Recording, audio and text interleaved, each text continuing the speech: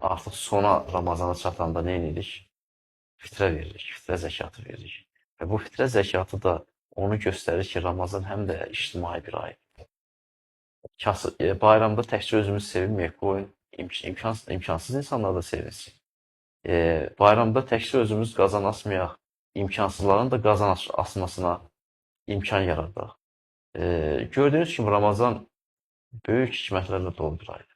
Əslində dinlər tarixindən biz baxanda Ramazan, yəni oruc ibadətinin bir çox dində mövcud olduğunu görürük. İstər İbrahimi dinləri olsun, məsələn, Yahudilikdə Yom Kippur orucu var ki, 25 saat davam edən bir orucdur. Xristianlığın müxtəlif məzhəblərində fərqli şəkillərdə Pasxa öncəsi pəhriz şəklində özünü göstərən, təzahür etdirən oruc ibadətləri var. Başqa bir çox dinlərdə. Yəni istər İbrahimi olsun, istər qeyri-İbrahimi olsun dinlərdə var. Bir-iki din istisna olmaq. Amma İslamın orucunun başqalarından fərqi ondadır ki, bunların bir qismində bəlkə oruc ibadəti sırf bədənə yönələn bir ibadətdir. Bir qismində sırf ruha yönələn bir ibadət. Bir qismində fərqli tərəflər olan ibadət. Amma İslam bunların hamısını birləşdirir.